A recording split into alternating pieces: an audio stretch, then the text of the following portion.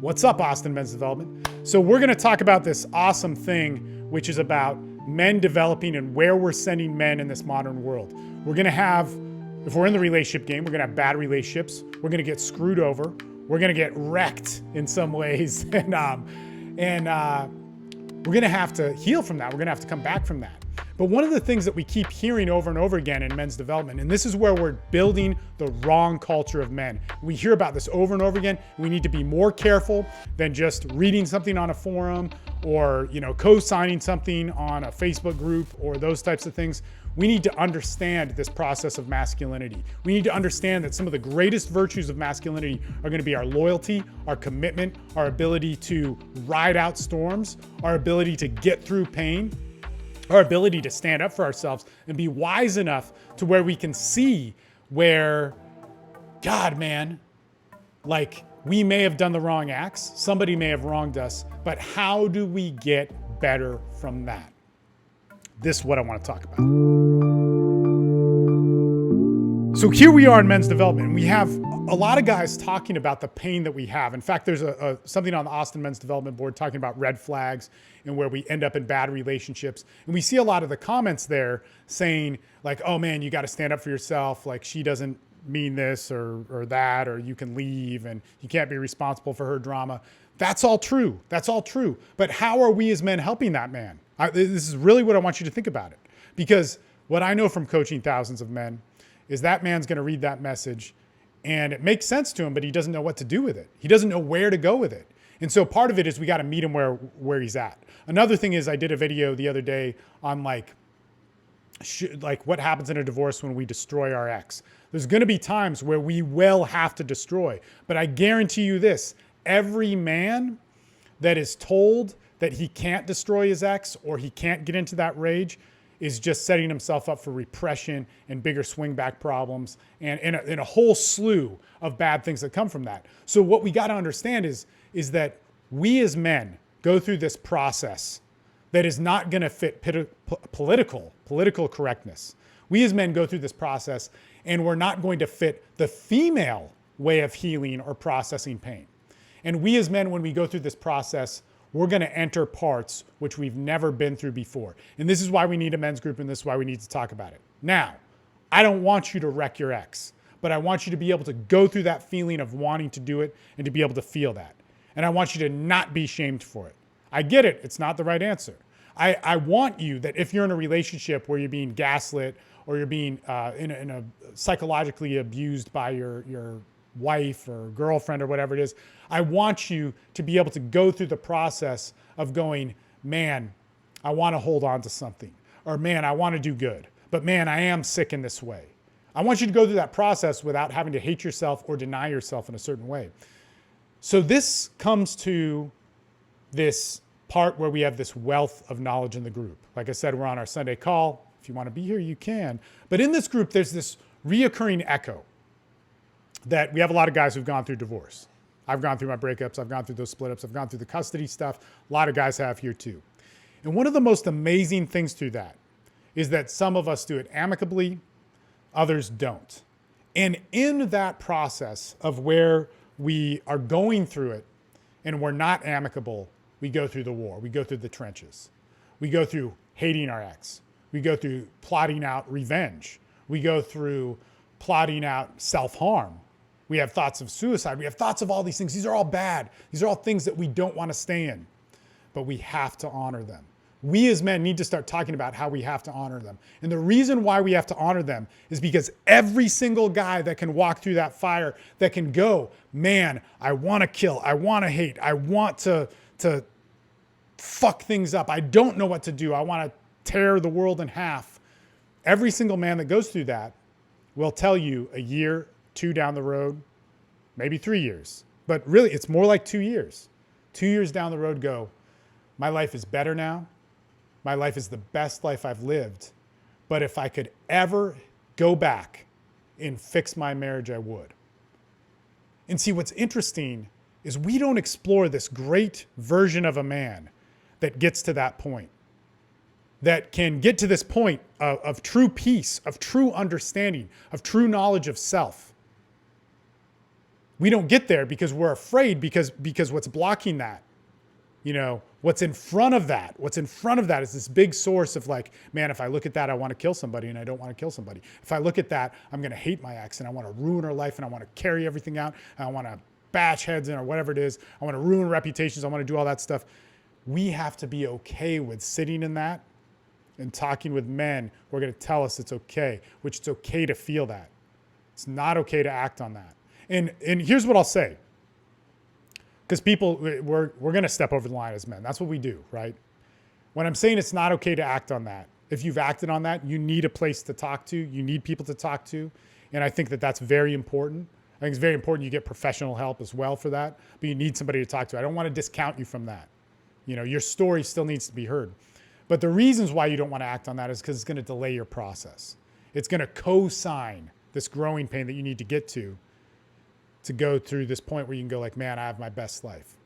But here's the interesting part, because remember, we have this wealth of guys who've gone through divorce, and they get out on the other end, and they go, man, I'm really living an amazing life. I look back at what I had with my wife, and I look back at what I had with my past, and I'm so happy with where I'm at.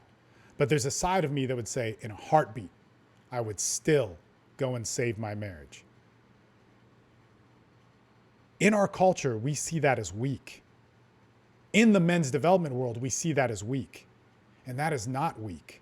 What this is this is the forging, which is what other men's development denies. They deny your ability to do this. They deny your opportunity to do this. But what is in this is the forging of a man learning values of being able to build loyalty, being able to build commitment, being able to build sense of self, being able to love, being able to see the bigger picture. If you have a family, if you have emotional ties and commitments, you are no longer a kid who can just sacrifice himself to immaturity or write things off. You made a commitment to a woman, whether it was right or wrong, to be with her for the rest of her life. That didn't work out for whatever reason. That sucks, that hurts, that's painful. That is supposed to hurt because you made that commitment. If you deny that hurt and you start saying like, man, I can't feel that because that's weakness, you're never going to solve the things within yourself. You're never going to be the man that is so free because you've walked inside the belly of the whale and gone to the bottom of the ocean. You have never looked into the shadows and the dark sides of yourself. And you truly have to in order to get to a point of peace. So it's really interesting. We as men need to, number one, understand that in the process of seeing red flags in a relationship, right? Like the guy on the board mentioning that he's being gaslit or this girl's threatening suicide or she's making false claims or whatever. Yeah, walk away, get out of that relationship. That's the right thing. But what does men's development tell me? It's like, hey man, let me listen to you. Why do you want to stay? Let's empower that. There's a good thing to that. There's commitment in that. There's also dysfunction. There's sickness. There's probably codependency. There's probably shame. There's probably guilt. There's probably self-blame. But there's a part of you which you need to hone and hold on to the rest of your life. And the confusion sits in with all this stuff that's going to tie up some of the biggest buttons that are going to push within you. That's going to come out as anger. Meaning when it's like, hey, let's explore that. Let's split that hair of going, all right, you want to be a good man and stay with your woman, but you need to look at the ways that that's not healthy and sick. And let's start to split that. Oh man, it's splitting. Fuck. Anger, blame, rage, hatred towards her, hatred towards women. I mean, it's a simple equation, guys. We were born into love. We were born into knowing that there's love. Literally, birth is this crazy, violent, physical experience. But from that moment on, the mother loves us. The grandmother loves us. The grandfather loves us. The father loves us. The brothers, the sisters. There is love. We're born into love. But when that gets confusing, when that gets broken, when there's dispute, what do we do? What do we do as a baby, as a young child? We go, man, I can't trust something. Something must be wrong. I got to protect myself. This isn't what I thought it was. My grandmother, my mother, my father, my brother, my sister, my whatever, isn't what I thought it was. This safe space is not as safe. And when we fall into love in our 20s, our 30s, our 40s, whatever, and we do everything we can, we're applying all these great virtues of masculinity that we're ready to deny just because love didn't work out for us. So we have to go, man, I'm done. It must be wrong. It must be flawed. Here's all the ways it's weak. Here's all these studies. Here's hypergamy. Here's the red pill. Here's the 10 million other guys who've been fucked. But let me tell you, the select group of guys who get to the other side, who find peace, who truly live a better life. That's not a better life because, oh, look at all the chicks I fuck, look at how much money I have. It's men who have relationships, who have wealth, who have careers, who have passions, who have hobbies, who have things, who have respect from other people, but from simply being themselves and respecting themselves. That's a great, great value. That man has walked through that fire, has walked through that doubt, who's walked through the splitting of the hairs of what did I do right or wrong, who was met by a teacher, by a group on the right path saying, man, I can listen to you and not just tell you you're wrong, or let me give you some self-help reframes or quick fixes of how you should see this, or, oh, I guess you don't want to listen. No, man, a teacher that can guide them and to start splitting those things apart and go through that process of finding that. And that man, what does he say?